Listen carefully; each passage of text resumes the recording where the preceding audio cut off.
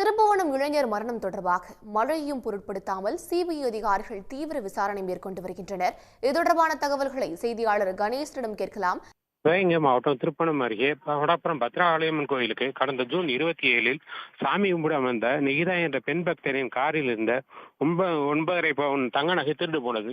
இது சம்பந்தமாக மானாம்பேரி தனிப்படை போலீசார் விசாரணையின் போது கோயில் காவலாளி அஜித்குமார் என்பவர் உயிரிழந்தார். ஜூன் 28 உயிரிழந்த சம்பவம் குறித்து சிபிஐ போலீசார் விசாரணை நடத்தி வருகின்றனர்.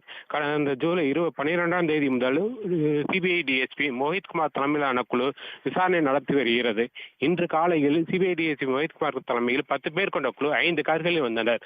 ஜூன் 28ஆம் தேதி அஜித்குமாரை போலீசார் விசாரணைக்கு அழைத்து எங்கெங்கு அழைத்து சென்றனர், அங்கு என்ன சம்பவம் நடந்தது என போலீஸ் ஜீப் டிரைவர் ராமச்சந்திரன் வாக்குமூலத்தின்படியும் மேலும் விசாரணைக்கு அழைத்து செல்லப்பட்ட அஜித்குமாரின் சகோதரர் நவீன்குமார் மற்றும் ஆட்டோ டிரைவர் அருண், அஜித்குமாரின் நண்பர் வினோத் மற்றும் கோயில் ஊழியர் பிரவீன்குமார் ஆகியோர் வாக்குமூலத்தின் அடிப்படையிலும் இன்று காலை முதல் சிபிஐ போலீசார் விசாரணை நடத்தி வருகின்றனர். முதலில் கோயில் வாசலிருந்து கார் பார்க்கிங்கிலிருந்து காரை எந்த பக்கம் எடுத்து சென்றனர் என திருப்போணம் வடகரை வரை அழைத்து சென்று அங்கு வைத்து விசாரணை நடத்தினர். மேலும் அங்குள்ள சிசிடிவி பதிவினை ஆய்வு செய்தனர். அதன்பின் தட்டான்குளம் என்ற இடத்தில் தனியார் செங்கல் தொழிற்சாலையில் வைத்து அஜித்குமாரையும் மற்றும் உடன் இருந்த அவர்களது நண்பரை விசாரித்ததாக தகவல் சொல்லவே அங்கும் அவர்கள் அழைத்து விசாரித்து வந்தனர்.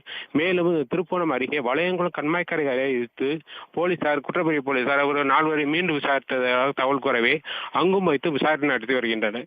மேலும் இறுதியாக மடப்புறம் கோயில் அருகே உள்ள கோயில் கோசாலையில் வைத்து அஜித்குமாரை கட்டி வைத்து அடித்ததாக வாக்குமூலத்தை தெரிவித்த அடிப்படையில் தற்போது கோசாலையில் வைத்து சிபிஐ அதிகாரி விசாரணை நடத்தி வருகின்றனர். இன்று காலை முதல் ஜூன் 28ஆம் தேதி நடந்த சம்பவத்தையே முழுவதுமாக விசாரித்து வருகின்றனர். தகவல்களுக்கு நன்றி கணேசன். உடனுக்குடன் செய்திகளை தெரிந்து கொள்ள சன் நியூஸ் பெல் ஐகானை கிளிக் பண்ணுங்க.